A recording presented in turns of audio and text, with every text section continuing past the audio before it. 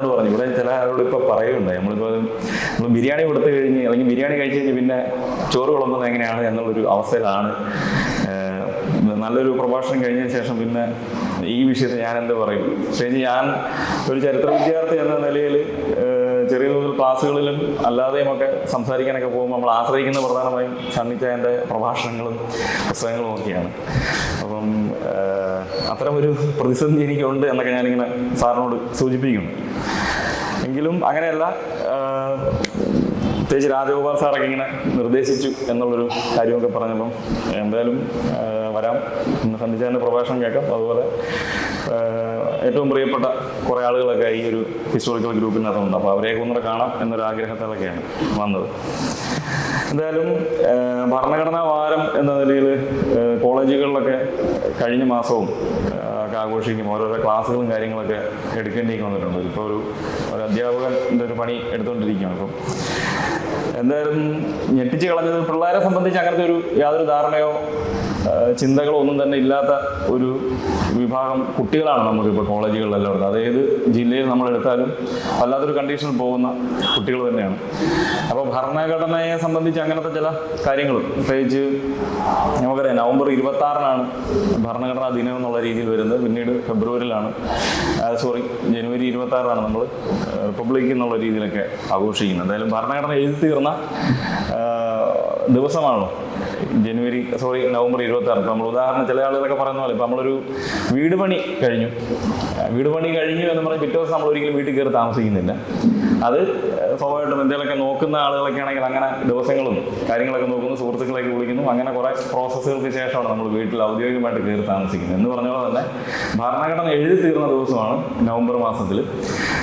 പിന്നീട് നമ്മളത് ഔദ്യോഗികമായിട്ട് അംഗീകരിച്ച് മാറ്റുന്ന ഒരു പ്രക്രിയയാണ് പിന്നീട് നമ്മൾ ആഘോഷിക്കുന്നത്, റിപ്പബ്ലിക് എന്നുള്ള രീതിയിലൊക്കെ ആഘോഷിക്കും. എന്തായാലും പ്രഭാഷണത്തിൽ സൂചിപ്പിച്ച പോലെ തന്നെ ഇന്ത്യയുടെ ഏറ്റവും വലിയൊരു പ്രശ്നം ഇന്ത്യൻ സങ്കല്പത്തിൽ മനുഷ്യന്മാരില്ലായിരുന്നു എന്നുള്ളതാണ് നമ്മൾ മനസ്സിലാക്കേണ്ട ഒരു പ്രധാന കാര്യം. ഇന്ത്യയിലെ മനുഷ്യരില്ല, നമ്മളെല്ലാം രണ്ടു കാലിൽ നടക്കുന്ന ആളുകളൊക്കെയാണെന്ന് പറഞ്ഞിട്ടും കാര്യമില്ല. മനുഷ്യൻ എന്ന് പറയുന്ന സങ്കല്പം ഇന്ത്യയിലെ സാഹചര്യത്തിൽ ഇല്ലായിരുന്നു എന്നുള്ളൊരു കാര്യം. അപ്പോൾ ഒരുത്തൻ്റെ അല്ലെങ്കിൽ ഒരാളുടെ മുൻജന്മ പാപം അല്ലെങ്കിൽ മുൻജന്മത്തിൽ ചെയ്ത പുണ്യം, അതാണ് നമ്മൾ എന്ത് അവസ്ഥയിലായിരിക്കുന്നു. നിങ്ങളൊരു തൊഴിലാളിയായിട്ടോ അല്ലെങ്കിൽ ഒരു അൺടച്ചബിൾ ജാതിക്കാരനായിട്ടോ ജനിക്കുന്നതിൻ്റെ കാരണം നിങ്ങളുടെ മുൻജന്മത്തിൽ നിങ്ങൾ ചെയ്ത തെറ്റാണ്. നിങ്ങളൊരു ബ്രാഹ്മണനായിട്ട് അല്ലെങ്കിൽ ഒരു ഉയർന്ന ജാതിക്കാരനായി ജീവിക്കുന്നെങ്കിൽ അത് നിങ്ങളുടെ മുൻജന്മത്തിൻ്റെ നന്മ കൊണ്ടാണ്. അപ്പോൾ അതിനെ നിങ്ങൾക്ക് ഒരിക്കലും തിരുത്താൻ പറ്റത്തില്ല. അപ്പോൾ ഇത് വളരെ ശക്തമായി നിൽക്കുന്ന ഒരു സൊസൈറ്റി വേറെ എങ്ങും തന്നെ ഇല്ല. ഇതിനെക്കുറിച്ച് പല ആളുകളും, പ്രത്യേകിച്ച് നമ്മൾ ഈ ഭാരതീയ സങ്കല്പം എന്നുള്ളൊരു കാര്യം, അല്ലെങ്കിൽ ഭാരതത്തിൽ ഇത്തരത്തിലുള്ള ടെക്സ്റ്റുകളൊക്കെ കൊണ്ടുവരുന്ന, അല്ലെങ്കിൽ ഇന്ന് സംഘപരിവാറൊക്കെ പറയുന്ന ഭാരതീയ സംസ്കാരവും ഭാരതീയ സങ്കല്പവും ഒക്കെ ഉണ്ടാക്കിക്കൊണ്ടുവന്ന് സ്വാഭാവികമായിട്ടും ബ്രിട്ടീഷുകാരായിട്ടുള്ള ആളുകൾക്ക് തന്നെയാണ്. അവരുടെ ബംഗാൾ കേന്ദ്രമാക്കിക്കൊണ്ടുള്ള അവരുടെ ഇൻഡോളജിസ്റ്റുകളുടെയും ഓറിയന്റലിസ്റ്റുകളുടെയൊക്കെ പ്രവർത്തനങ്ങളും മാർക്സ് മുള്ളറിനെ പോലുള്ള ആളുകളുടെയൊക്കെ പരിഭാഷയുമൊക്കെ കാരണമാണ് ഇന്ത്യക്ക് ഇങ്ങനെ ഒരു ഭൂതകാലം ഉണ്ടായിരുന്നു എന്നുള്ളൊരു വെളിപാട് ഇന്ത്യക്കാർക്ക് ഉണ്ടായി വരികയും അങ്ങനെ അതിനെ സംബന്ധിച്ച് പ്രത്യേകിച്ച് റോമില താപ്പറിനെ പോലെയുള്ള പ്രഗത്ഭ ചരിത്രകാരിമാരും അതിനെക്കുറിച്ച് വളരെ കാര്യമായ രീതിയിൽ അന്വേഷിക്കുകയും പഠിക്കുകയും ഒക്കെ ചെയ്യുന്നുണ്ട്. പ്രത്യേകിച്ച് അവരുടെ എയർലി ഇന്ത്യ പോലുള്ള പുസ്തകങ്ങളുടെയൊക്കെ ആമുഖ ഭാഗത്ത് ഇന്ത്യ എങ്ങനെയാണ് ഉണ്ടായി വന്നത്, ഇന്ത്യ എന്ന് പറഞ്ഞാൽ ഒരു വികാരവും എഴുത്തും ഇങ്ങനെയാണ് ബ്രിട്ടീഷുകാരുടെ നേതൃത്വത്തിൽ ഉണ്ടായിരുന്നു. അതോടൊപ്പം തന്നെ ആര്യൻ സിദ്ധാന്തം പോലുള്ള ഒരു കാര്യമൊക്കെ അവതരിപ്പിച്ചതിൻ്റെയൊക്കെ ഒരു പശ്ചാത്തലമൊക്കെ വെളിപ്പെടുന്നു. അപ്പോൾ ആ ഒരു സാഹചര്യത്തിൽ വേറൊരു തരം രൂപപ്പെടൽ ഉണ്ടായി വരുന്നുണ്ട്. ഇന്ത്യയുടെ പാസ്റ്റ് എന്തോ വലിയ സംഭവമാണെന്നും ബ്രിട്ടീഷുകാരുമായിട്ടൊരു കണക്ഷൻ ഉണ്ട് അല്ലെങ്കിൽ യൂറോപ്യന്മാരുമായിട്ടൊരു കണക്ഷൻ ഉണ്ടെന്നൊക്കെ ഉള്ളൊരു ചിന്ത ഉണ്ടായി വരുന്നു. ചുരുക്കി പറഞ്ഞു കഴിഞ്ഞാൽ ഇന്ത്യയെ സംബന്ധിച്ച് അവർ പഠനങ്ങൾ നടത്തുന്നു. ഓറിയന്റലിസ്റ്റുകൾ എന്ന് പറഞ്ഞാൽ അതായത് ഇന്ത്യയിൽ ജോലിക്ക് വന്ന ബ്രിട്ടീഷുകാരായിട്ടുള്ള ഉയർന്ന ഉദ്യോഗസ്ഥരുടെ കൂട്ടായ്മ, അതോടൊപ്പം തന്നെ ഇൻഡോളജിസ്റ്റുകൾ എന്ന് പറഞ്ഞ വേറൊരു വിഭാഗം ജർമ്മനി പോലുള്ള പ്രദേശങ്ങളിൽ ജീവിച്ചുകൊണ്ട് ഇന്ത്യയിൽ വരാതെ ഇന്ത്യയെക്കുറിച്ചുള്ള ഇന്ത്യയുടെ സംസ്കാരത്തെയും ഒക്കെ പരിഭാഷപ്പെടുത്തുകയും പഠിക്കുന്ന ആളുകൾ. അപ്പോൾ ഇവർ രണ്ടുപേരും ഒരേപോലെ ഇന്ത്യക്ക് ഒരു തരം ഹിസ്റ്ററി ഉണ്ട്. പക്ഷെ ആ ഹിസ്റ്ററി ഇന്ത്യക്കാരനായതുകൊണ്ടല്ല, ഞങ്ങളുടെ പൂർവികർ ഇങ്ങോട്ട് കയറി വന്നത് കൊണ്ടാണ് നിങ്ങൾക്ക് വന്നത് എന്നൊക്കെ പറയുന്നു. പ്രത്യേകിച്ച് അതിലേറ്റവും ശ്രദ്ധേയമായിട്ടുള്ളൊരു കാര്യം, ഒരു വില്യം ജോൺസ് എന്ന് പറഞ്ഞ ഒരാളുടെയൊക്കെ ഒരു സിദ്ധാന്തം പറയുന്നത് നമ്മുടെ ബൈബിളിലൊരു കഥ ഉദ്ധരിച്ചുകൊണ്ടാണ്. അതായത് ബ്രിട്ടീഷുകാർക്ക് എങ്ങനെയെങ്കിലും അല്ലെങ്കിൽ യൂറോപ്യന്മാർക്ക് എങ്ങനെയെങ്കിലും അവരുടെ പൂർവികർ കുടിയേറിയിട്ടാണ് ഇന്ത്യക്കാർക്ക് ഇത്തരത്തിലുള്ള എഴുതാനും വായിക്കാനും ഒക്കെ ഉള്ള ഒരു ശേഷി അല്ലെങ്കിൽ വേദങ്ങളൊക്കെ എഴുതുന്നതിനൊക്കെ കാരണമായത് അവരുടെ അറിവും പഠിത്തവും അവരുടെ കുറേ മനുഷ്യന്മാർ ഇങ്ങോട്ട് വന്നുകൊണ്ടാണ് എന്നൊരു സംഗതി സ്ഥാപിക്കും. അപ്പോൾ അതിൻ്റെ ഭാഗമായിട്ട് രസകരമായ ഒരു കഥ മെനഞ്ഞ ഇദ്ദേഹമാണ്. ഈ ബൈബിളിൻ്റെ ഒരു ഹിസ്റ്ററി നമുക്കറിയാം. ബൈബിളിൻ്റെ ആദ്യത്തെ വംശം ആദാമും ഹവ്വയിൽ നിന്നാണ് തുടങ്ങുന്നത്. അപ്പോൾ അതിനുശേഷം ഇങ്ങനെ മനുഷ്യർ ജീവിച്ചിങ്ങനെ വരുന്നു, മനുഷ്യന്മാർ ഭയങ്കര പാപം നിറഞ്ഞ അവസ്ഥയിലേക്ക് പോകുന്നു. അങ്ങനെ വലിയ പാപങ്ങളുടെ നടുവിൽ ജീവിക്കുമ്പോഴാണ് നോഹ എന്ന് പറയുന്ന ഒരാളുടെ സമയത്ത് ദൈവം നോഹയ്ക്ക് ഒരു അരുളപ്പാടൊക്കെ കൊടുക്കുന്നു. പാപം പ്രശ്നങ്ങളൊക്കെയാണ്, നമുക്ക് ഭൂമിയെ ഒന്ന് ക്ലിയർ ചെയ്തെടുത്തിട്ട് രണ്ടാമത് ഒരു സൃഷ്ടി എന്നുള്ള രീതിയിലേക്കുള്ളൊരു സങ്കല്പമൊക്കെ അവിടെ വരികയാണ്. അപ്പോൾ അങ്ങനെ നോഹയോട് ദൈവം അരുളി ചെയ്യുന്നു, ഇങ്ങനെ 10-40 ദിവസം മഴ പെയ്യും, ആ മഴയ്ക്ക് വലിയൊരു വെള്ളപ്പൊക്കം ഉണ്ടാവും, അതുകൊണ്ട് നോഹ വലിയൊരു പെട്ടകം ഉണ്ടാക്കണം, അതിൻ്റെ വലിപ്പമൊക്കെ ദൈവം പറയുന്നുണ്ട്. അപ്പോൾ ആ പെട്ടകം ഉണ്ടാക്കിയിട്ട് ആ പെട്ടകത്തിനുള്ളിൽ ആണും പെണ്ണുമായുള്ള എല്ലാ ജന്തുക്കളെയും മനുഷ്യരെയും ഒക്കെ കയറ്റണം എന്നുള്ളൊരു നിർദ്ദേശവും കൊടുക്കും. അപ്പോൾ ഇതനുസരിച്ച് നോഹ വലിയ പെട്ടകമൊക്കെ പണിയും. പെട്ടകമൊക്കെ പണിത് ആളുകളോടൊക്കെ ഓരോരോ സ്ഥലങ്ങളിലും പോയി സംസാരിക്കും. പക്ഷേ പ്രയോജനം ഉണ്ടാകുന്ന ആരും തന്നെ ഇതിനകത്തേക്ക് കയറുന്നില്ല, മനുഷ്യന്മാരാരും കയറുന്നില്ല. പിന്നെ നോഹ കുറെ മൃഗങ്ങളെ കയറ്റി അങ്ങനെ നോഹയുടെ കുടുംബം മാത്രം അതിൻ്റെ അകത്ത് കയറുകയും ചെയ്യാം. അപ്പോൾ അങ്ങനെ പിന്നീട് വെള്ളം പൊങ്ങുന്നു, അങ്ങനെ ഭയങ്കര വലിയ വെള്ളപ്പൊക്കം ഉണ്ടാകുന്നു, ലോകം നശിക്കുന്നു. ആകെ ഈ പെട്ടകത്തിലുള്ള മനുഷ്യന്മാർ മാത്രമാണ് രക്ഷപ്പെടും. അപ്പോൾ രണ്ടാമത്തെ ഒരു മനുഷ്യൻ്റെ ഒരു ജീനിയോളജിയെ സംബന്ധിച്ച് പറയുമ്പോൾ ആ നോഹയുടെ കുടുംബത്തിൽ നിന്നാണ് പിന്നീട് മനുഷ്യന്മാരെല്ലാം ഉണ്ടായത്. അപ്പോൾ ബ്രിട്ടീഷുകാരായിട്ടുള്ള ആളുകൾ മുന്നോട്ട് വെച്ചൊരു പ്രധാന ആശയം, നോഹയുടെ ഒരു മകൻ കുടിയേറിയിട്ടാണ് ഇന്ത്യക്കാർ ഉണ്ടായിരുന്നത്. അപ്പോൾ അതിൻ്റെ ഒരു പാരമ്പര്യമാണ് ഇന്ത്യയിലെ ബ്രാഹ്മണരായിട്ടുള്ള ആൾ. അത് ഭയങ്കര ശ്രദ്ധേയമായി മാറുകയും പിന്നീട് നമ്മളൊക്കെ വലിയ ആവേശത്തിൽ പഠിക്കുന്ന ഒരു കാര്യമാണ് ആനി ബസന്റിൻ്റെയൊക്കെ കാര്യം, തിയോസഫിക്കൽ സൊസൈറ്റിയൊക്കെ സ്റ്റാർട്ട് ചെയ്ത്. അപ്പോൾ ആനി ബസന്റൊക്കെ ഇന്ത്യയിലേക്ക് വരുന്നതിൻ്റെ ഒരു പ്രധാന ലക്ഷ്യം എന്ന് പറഞ്ഞു കഴിഞ്ഞാൽ അവർ നഷ്ടപ്പെട്ടു പോയ സഹോദരങ്ങളെ തേടി വരുന്നത്. നഷ്ടപ്പെട്ടു പോയ സഹോദരങ്ങൾ എന്ന് പറഞ്ഞാൽ ഇവിടുത്തെ ബ്രാഹ്മണരായിട്ടുള്ള ആളുകളാണ്. അപ്പം ഞങ്ങൾ ബന്ധുക്കളാണ്, സഹോദരങ്ങളാണ് എന്നുള്ളൊരു സങ്കല്പം വളരെ ശക്തമായി നിൽക്കുന്ന ഒരു സാഹചര്യം.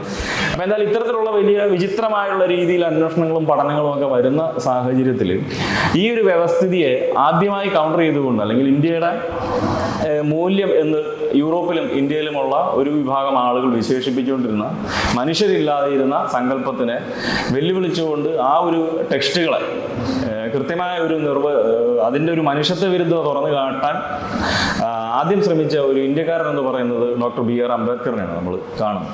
അതേസമയം മിഷണറിമാരുടെ പ്രവർത്തനങ്ങൾ, പ്രത്യേകിച്ച് ക്രിസ്ത്യൻ മിഷണറിമാരായിട്ടുള്ള ആളുകൾ ഇത്തരം ടെക്സ്റ്റുകളെ വേറൊരു രീതിയിൽ വ്യാഖ്യാനിക്കാൻ ശ്രമിക്കുക. ഇതിൻ്റെ വേറൊരു തരം അത് സ്വാഭാവികമായിട്ടും ബൈബിളുമായി കമ്പയർ ചെയ്തുകൊണ്ടുള്ള ഒരു പറച്ചിലാണ് അവർ പറയുന്നതെങ്കിലും വേറൊരു ആംഗിളിൽ നിന്നുകൊണ്ട്, ഒരു ലിബറൽ ചിന്താഗതിയിലൊക്കെ നിന്നുകൊണ്ട് ഇന്ത്യയുടെ പാരമ്പര്യം വലിയ കുഴപ്പം പിടിച്ചതാണ്, ഇന്ത്യയിൽ മനുഷ്യന്മാർ ഇല്ലായിരുന്നു എന്നൊരു കാര്യം വളരെ ആധികാരികമായി പറഞ്ഞ മനുഷ്യൻ ഡോക്ടർ BR അംബേദ്കറാണ്. അപ്പം അതിനുശേഷം ഇന്ത്യൻ സ്വാതന്ത്ര്യ സമരത്തെക്കുറിച്ചുള്ള പല സംഭവങ്ങളും കാര്യങ്ങളുമൊക്കെ നമ്മൾ കാണുന്നുണ്ട്. ചരിത്രകാരന്മാർ പല വ്യത്യസ്ത വീക്ഷണങ്ങളിലാണ് ഈ സ്വാതന്ത്ര്യ സമരത്തെക്കുറിച്ച് കാണുന്നത്. അതുപോലെ ഇന്ത്യയുടെ സ്വാതന്ത്ര്യ സമരം ലോകത്തിന് ഒരു സമാനതകളും ഇല്ലാത്തൊരു സ്വാതന്ത്ര്യ സമരം എന്ന നിലയിലാണ് ചരിത്രകാരന്മാർ അടയാളപ്പെടുത്തുന്നത്. ഉദാഹരണത്തിന് ഇന്ത്യ സ്ട്രഗിൾ ഫോർ ഇൻഡിപെൻഡൻസ് പറഞ്ഞ പുസ്തകം ബിപിൻ ചന്ദ്രയും മൃദുല മുഖർജിയും ആദിത്യ മുഖർജിയും KN പണിക്കരും സുജാത മഹാജൻ ഇങ്ങനെ ഒരു 5ഓളം ആളുകൾ ചേർന്ന് എഴുതിയ ഒരു പുസ്തകമാണ്. ഇന്ത്യയിലെ എല്ലാ ഭാഷകളിലും പരിഭാഷപ്പെടുത്തിയിരിക്കുന്ന ഒരു പുസ്തകമാണ്. അപ്പോൾ അതിൻ്റെയൊക്കെ ആമുഖത്തിൽ തന്നെ പറഞ്ഞൊരു കാര്യമാണ് ഇന്ത്യൻ സ്വാതന്ത്ര്യ സമരത്തെക്കുറിച്ച്. ജനാധിപത്യമോ അർദ്ധജനാധിപത്യമോ ആയിരുന്ന ഭരണകൂടത്തിനെ മാറ്റിയ ഒരു സ്വാതന്ത്ര്യ സമരം എന്ന ഒരു പ്രയോഗമാണ് ബിപിൻ ചന്ദ്ര അതിൽ പ്രയോഗിക്കുന്നത്. അപ്പോൾ തന്നെ നമുക്കൊരു കൺഫ്യൂഷൻ ഉണ്ടാവുകയാണ്. ജനാധിപത്യം അർദ്ധജനാധിപത്യമോ ആയിരുന്ന ഒരു സൊസൈറ്റി എന്ന ഒരു വിളിയാണ് അദ്ദേഹം വിളിക്കുന്നത്. അപ്പം ഇന്ത്യയുടെ ഒരു ഹിസ്റ്ററി നമ്മൾ നോക്കിക്കഴിഞ്ഞാൽ അങ്ങനെ തന്നെയാണ് കാണുന്നത്. ഇന്ത്യയുടെ സ്വാതന്ത്ര്യ സമരം ഇല്ല എന്ന് വാദിക്കുന്നത്, പ്രത്യേകിച്ച് സബാൾട്ട സ്റ്റഡീസ് പോലുള്ള കീഴാള പഠനങ്ങൾ എന്ന് പറയുന്ന 1980കളിൽ രൂപപ്പെടുന്ന ഒരു വിഭാഗം ചരിത്രകാരന്മാരുടെ കൂട്ടായ്മയാണ്. അപ്പോൾ അവരുടെ പറച്ചിലുകളും അല്ലെങ്കിൽ ദേശീയതയെക്കുറിച്ചും ദേശീയ പ്രസ്ഥാനത്തെക്കുറിച്ചും ഒക്കെ നിങ്ങൾ ആരുടെ ദേശീയതയെക്കുറിച്ചാണ് ഈ സംസാരിച്ചുകൊണ്ടിരിക്കുന്നത് എന്നൊരു ചോദ്യമാണ് അവരൊക്കെ പ്രധാനമായും ചോദിക്കുന്നത്. അപ്പോൾ അത് എല്ലായിടങ്ങളും നോക്കിയാൽ നമുക്ക് വ്യക്തമാകും. ഇപ്പോൾ ചെറിയൊരു സംഭവം പറഞ്ഞാൽ തന്നെ നമ്മുടെ നാട്ടിലെ തന്നെ ഒരു ഉദാഹരണം പറഞ്ഞാൽ തന്നെ നമുക്കത് ഇവരുടെ ഒരു വാദം നമുക്ക് മനസ്സിലാക്കാൻ പറ്റും. ഉദാഹരണത്തിന് നമുക്കെല്ലാവർക്കും 1930കളിലാണ് ഈ ഗാന്ധിയുടെ ദണ്ഡി മാർച്ചും കാര്യങ്ങളൊക്കെ നടക്കുന്നു. അങ്ങനെ ഉപ്പു സത്യാഗ്രഹം ഭയങ്കര ഫേമസ് ആണ്, ഇന്ത്യ മുഴുവൻ വ്യാപിച്ചു. നമ്മുടെ നാട്ടിലേക്കും ഈ സംഗതി വരുന്നു. പാലക്കാട് നിന്ന് തലശ്ശേരി വരെ ആളുകൾ 33ഓളം ആളുകൾ ജാഥയൊക്കെ ആയി പോയി ഉപ്പ് കുറുക്കി അങ്ങനെ അറസ്റ്റ് വരികയൊക്കെ ചെയ്ത കാര്യമൊക്കെ നമ്മൾ കാര്യമായ രീതിയിൽ വായിക്കുന്നുണ്ട്. ഉപ്പു സത്യാഗ്രഹം ഭയങ്കര പോപ്പുലറാണ്. അപ്പോൾ 1930കൾക്ക് ശേഷം അതിൻ്റെ 35-34 വർഷങ്ങളിലാണെന്ന് തോന്നുന്നു ബോംബെ സമാചാരം എന്ന് പറഞ്ഞ പത്രത്തിൽ ഒരു വാർത്ത അംബേദ്കർ ഉദ്ധരിക്കുന്നു. അപ്പോൾ ഈ ബോംബെ സമാചാരപത്രം വ്യാപകമായി നമ്മുടെ നാട്ടിൽ, പ്രത്യേകിച്ച് ബ്രിട്ടീഷ് മലബാറിലെ കാസ്റ്റുമായി ബന്ധപ്പെട്ട വിഷയങ്ങളെ വ്യാപകമായി അഡ്രസ്സ് ചെയ്തുകൊണ്ടിരുന്നൊരു ന്യൂസ് പേപ്പർ. അപ്പം അംബേദ്കർ ഈ വാർത്ത, ഈ ദണ്ഡി സത്യാഗ്രഹത്തിന് ശേഷം വരുന്നൊരു വർഷങ്ങളിൽ നടന്നൊരു വാർത്ത, ഈ ഒറ്റപ്പാലം എന്ന് പറഞ്ഞ സ്ഥലം. അപ്പോൾ അവിടെ ശിവരാമൻ എന്ന് പേരുള്ള ഒരു ഈഴവ ബാലൻ കടയിലേക്ക് ചെല്ലുകയും പലചരക്ക് കടയിൽ ചെല്ലുകയും കടയിൽ ചെന്ന് ഉപ്പ് വേണം എന്ന് ശിവരാമൻ പറയുകയും കടക്കാരനോട്. അപ്പോൾ ഉപ്പ് വേണമെന്ന് പറഞ്ഞതിൻ്റെ പേരിൽ കടക്കാരൻ ഈ ശിവരാമൻ അതിക്രൂരമായി, നായർ വിഭാഗത്തിൽപ്പെട്ട കടക്കാരൻ അതിക്രൂരമായി തല്ലുകയും അങ്ങനെ ശിവരാമൻ മരണപ്പെടുകയും ചെയ്യും. അപ്പോൾ അതിൻ്റെ കാരണം എന്താണെന്ന് ചോദിച്ചു കഴിഞ്ഞാൽ, ഈഴവർ മുതൽ താഴേക്ക് വരുന്ന ആളുകൾക്ക് ഉപ്പ് എന്ന് പറയാൻ അവകാശമില്ല, പുളിച്ചതെന്ന് വേണം പറയാൻ. അപ്പോൾ ആ പുളിച്ചത് എന്ന് പറയാതെ ഉപ്പ് എന്ന് പറഞ്ഞുകൊണ്ടാണ് ഈ ശിവരാമനെ ഇവർ തല്ലിക്കൊല്ലും. അപ്പോൾ പ്രധാനമായിട്ട് ചോദിക്കാം, അപ്പോൾ ഉപ്പ് സത്യാഗ്രഹത്തിൽ പകർന്ന മനുഷ്യന്മാരായിരിക്കും എന്നുള്ളതാണ് വേറൊരു പ്രധാന ചോദ്യം. അപ്പോൾ നമുക്കറിയാം, സ്വാഭാവികമായിട്ടും ഇവിടുത്തെ ഏറ്റവും സമ്പന്ന വിഭാഗത്തിൽപ്പെട്ട ഒരു വിഭാഗം ആളുകളുടെ ഒരു പ്രധാന പ്രസ്ഥാനമായിരുന്നു ഇന്ത്യയുടെ സ്വാതന്ത്ര്യ സമര പ്രസ്ഥാനം എന്നാണ് ഒരു ഏറ്റവും കാര്യമായ രീതിയിൽ ഗവേഷണങ്ങൾ നടത്തിയിരിക്കുന്ന ആളുകളെല്ലാം ഒരേപോലെ പറയുന്ന ഒരു വാദം. അപ്പോൾ എന്തായാലും അങ്ങനത്തെ ഒരു ദേശീയ പ്രസ്ഥാനങ്ങളുടെ ഒരു വെളിച്ചത്തിൽ നിന്നുകൊണ്ട് നമ്മൾ ഇന്ത്യൻ സ്വാതന്ത്ര്യ സമരത്തെ പരിശോധിക്കുമ്പോഴത്തേനും അംബേദ്കറിന്റെ ഒരു ഭാഗം വളരെ കൃത്യമായ ചില കാര്യങ്ങൾ നമുക്ക് പറയാൻ സാധിക്കും. അംബേദ്കറിന്റെ ചില നിരീക്ഷണങ്ങളും അദ്ദേഹത്തിന്റെ ചില സംഭാഷണങ്ങൾ അല്ലെങ്കിൽ അദ്ദേഹത്തിന്റെ ചില പ്രയോഗങ്ങൾ വേറൊരു കോണ്ടെക്സ്റ്റ് നമുക്ക് ഇന്നത്തെ ഒരു സാഹചര്യത്തിലൊക്കെ ചില പ്രവചനങ്ങൾ പോലെ എന്ന നിലയിലൊക്കെ നമുക്ക് എടുക്കാനും സാധിക്കുന്നു. അപ്പോൾ അതുമായി ബന്ധപ്പെട്ട രണ്ട് കാര്യങ്ങൾ പ്രധാനമായും സംസാരിക്കാമെന്ന് ഞാൻ കരുതുന്നത്. അതായത് ഞാനിവിടെ പറയാൻ ഉദ്ദേശിച്ച ഒരു ടോപ്പിക്കായിട്ട് കൊടുത്തത് ഇന്ത്യൻ സ്വാതന്ത്ര്യത്തിന് ശേഷം ഇന്ത്യയിലെ ദളിതരായിട്ടുള്ള ആളുകൾ നേരിടുന്ന പ്രശ്നങ്ങളെ എങ്ങനെ അഡ്രസ്സ് ചെയ്യാം എന്നുള്ളതിനെ സംബന്ധിച്ചാണ്. അപ്പം സമത്വവും സാഹോദര്യവും എല്ലാം വിഭാവന ചെയ്യുന്ന ഒരു ഭരണഘടനയാണെങ്കിലും അതിലെങ്ങനെയാണ് ദളിതർ അടയാളപ്പെടുത്തപ്പെട്ടത് എന്നുള്ളതിന് അത് വലിയൊരു ബൃഹത്തായ ഒരു ഏരിയ ആണ്. നിരവധി കേസുകളും കാര്യങ്ങളും ഒക്കെ പറയാവുന്ന ഒരു പോയിന്റുകളാണ്. എത്രമാത്രം അട്രോസിറ്റിയെ കുറിച്ചും റേപ്പിനെ കുറിച്ചും അങ്ങനെ പല പല കാര്യങ്ങൾ. ഇപ്പോൾ നമുക്ക് അനന്തഗുരുയുടെ ആമുഖത്തിന്റെ അനീലേഷൻ ഓഫ് കാസ്റ്റിന്റെ ആമുഖത്തിൽ അവർ നിരവധി കേസുകളുടെ ഒരു വലിയൊരു ലിസ്റ്റ് തന്നെ നിരത്തുന്നുണ്ട്. ബൃഹത്തായ ഏരിയ ആണ്. ഞാൻ അങ്ങനെ കാര്യമായ രീതിയിൽ പോകുന്നില്ല. ഞാൻ പ്രധാനമായി രണ്ട് പോയിന്റുകൾ മാത്രമാണ് പറയാൻ, വളരെ പെട്ടെന്ന് നിർത്താം. ഒന്ന് പൊളിറ്റിക്കലായിട്ടുള്ള റെപ്രസെന്റേഷനെ സംബന്ധിച്ച്, മറ്റ് മേഖലയിലെ റെപ്രസെന്റേഷനെ സംബന്ധിച്ചുള്ള ഒരു കാര്യങ്ങളാണ് ഉദ്ദേശം. അപ്പം ഇന്നത്തെ ഒരു ജാതി എന്ത് എന്നുള്ളത് പ്രധാന ചോദ്യമാണ് ആളുകളെ സംബന്ധിച്ച്. മുൻപൊക്കെ ആയിരുന്നല്ലോ ജാതി. ഇപ്പൊ പലപ്പോഴും പല ആളുകളും പറയുന്ന സാധനമാണ് ജാതി എന്താണ്, ഇന്ന് അങ്ങനത്തെ ഒരു വിഷയമൊന്നുമില്ല, അല്ലെങ്കിൽ വേറെ തമിഴ്നാട്ടിലോ അല്ലെങ്കിൽ മറ്റ് UP പോലുള്ള പ്രദേശങ്ങളിലൊക്കെയാണ് ജാതി നിലനിൽക്കുന്നത് എന്നുള്ളൊരു കാര്യം പലപ്പോഴും പല ആളുകളും പറയുന്നത്. പ്രത്യേകിച്ച് ക്ലാസ്സിലൊക്കെ നമ്മൾ ചില ഡിസ്കഷന് വേണ്ടി കുട്ടികളുടെ ഒരു മാനസികാവസ്ഥ അറിയുന്നതിന് വേണ്ടി എന്താണ് എന്നുള്ളൊരു കാസ്റ്റിനെ കുറിച്ചൊക്കെ ചില ചോദ്യങ്ങൾ വരും. അവർക്കൊക്കെ ഇല്ല എന്നുള്ളൊരു ഉത്തരത്തിലേക്കാണ്, അല്ലെങ്കിൽ ഇന്ന് അതൊക്കെ ഉണ്ടോ എന്നുള്ള രീതിയിൽ പലരും പറയാറുണ്ട്. അപ്പോൾ അത് ഇന്ന് വളരെ ശക്തമായിട്ട് നിൽക്കുന്ന ഒരു കാര്യം തന്നെയാണ്. ഇന്നും ഈ നിമിഷവും വളരെ ശക്തമായി നിൽക്കുന്നതാണ് ജാതി വിവേചനം എന്ന് പറയുന്നത്. അതിന് യാതൊരു മാറ്റവുമില്ല. അപ്പോൾ അതിനെ നമ്മൾ ഇന്ന് എങ്ങനെയാണ് മനസ്സിലാക്കുന്നത്? സാമൂഹ്യശാസ്ത്രം ഇന്നത്തെ ഒരു വിവേചനത്തിനെ എങ്ങനെയാണ് അടയാളപ്പെടുത്തുന്നത്, എങ്ങനെയാണ് നമ്മൾ മനസ്സിലാക്കേണ്ടത് എന്നുള്ളൊരു പ്രധാനപ്പെട്ട ചോദ്യം എന്ന നിലയിലാണ് ഇവിടെ തുടർന്ന് സംസാരിക്കും. അപ്പം അതിന് മുമ്പ് അംബേദ്കറിൻ്റെ ഒരു കാര്യം സൂചിപ്പിക്കുക. അത് പലപ്പോഴും പല ആളുകൾ, പ്രത്യേകിച്ച് നമ്മുടെ മോഹൻ ഗോപാൽ അഡ്വക്കേറ്റ് പ്രൊഫസറാണ് അദ്ദേഹം, ഡോക്ടർ മോഹൻ ഗോപാലിനെ പോലുള്ള ആളുകളൊക്കെ പലപ്പോഴും പല പ്രഭാഷണങ്ങളിലും സൂചിപ്പിച്ച ഒരു കാര്യമുണ്ട്. 1930കളിൽ റൗണ്ട് ടേബിൾ കോൺഫറൻസ് വരുന്നു. അപ്പോൾ അതിനോടനുബന്ധമായിട്ട് വന്നൊരു പ്രധാന ചോദ്യം, ഇന്ത്യയുടെ ഭരണം ഇന്ത്യക്കാർക്ക് കൊടുത്താൽ എന്തായിരിക്കും അവസ്ഥ എന്നുള്ളൊരു പ്രധാന ചോദ്യം വരിക.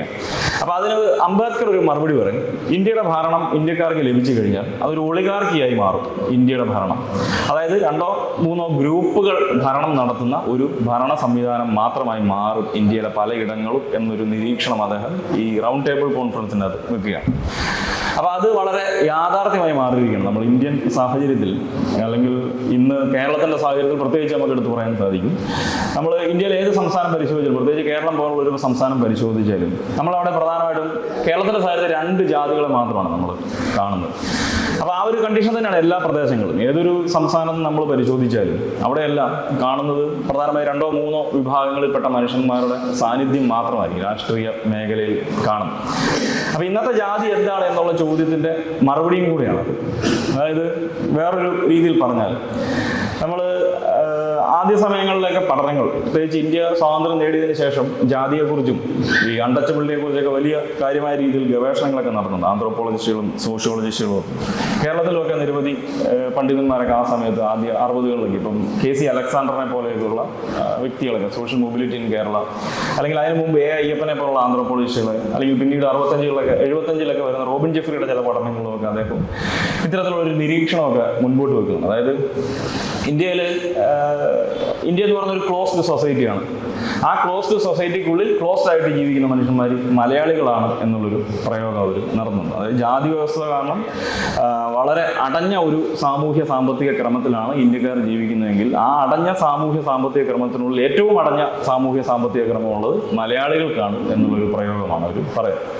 അപ്പോൾ അത് നമുക്കറിയാം, ഇന്ത്യയിലെ ബാക്കിയിടങ്ങളിൽ നിന്ന് തികച്ചും വ്യത്യസ്തമായിട്ടുള്ള ജാതി ആചാരങ്ങൾ നിലനിന്നിരുന്ന ഒരു പ്രദേശമാണ് കേരളം എന്ന് പറയുന്നത്. ബാക്കി എല്ലായിടത്തെയും ജാതി ലെയർ നമ്മൾ പരിശോധിക്കുമ്പോഴത്തേനും ബ്രാഹ്മൺ, ക്ഷത്രിയ, വൈശ്യ, ശൂദ്ര എന്നുള്ളതാണെങ്കിൽ കേരളത്തിലേക്ക് വരുമ്പോൾ ബ്രാഹ്മണർ കഴിഞ്ഞാൽ പിന്നെ ക്ഷത്രിയരും വൈശ്യരും നമ്മൾ കാണുന്നില്ല. പിന്നെ വരുന്ന ശൂദ്രർ, നായർ വിഭാഗത്തിൽപ്പെട്ട ആളുകളാണ്.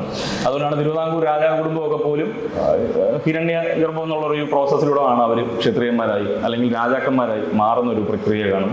പിന്നെ ഓരോ ജാതിയും 100,000 ഉപജാതികളായി പിരിഞ്ഞിരിക്കുന്നു, പരസ്പരം അയിത്തം പുലർത്തി ജീവിക്കുന്ന ഒരു സൊസൈറ്റി. അതുപോലെ ബാക്കി എല്ലാ ഇടങ്ങളിലും തൊട്ടാൽ മാത്രമാണ് തീണ്ടലെങ്കിൽ കേരളത്തിന്റെ അല്ലെങ്കിൽ മലയാളികളുടെ ജീവിതക്രമത്തിനുള്ളിൽ കണ്ടാൽ പോലും തീണ്ടലാണ്. ഓരോ ജാതിയും ഇത്ര ഇത് ഒരുപക്ഷെ എല്ലാവർക്കും ഇഷ്ടപ്പെടണമെന്നില്ല.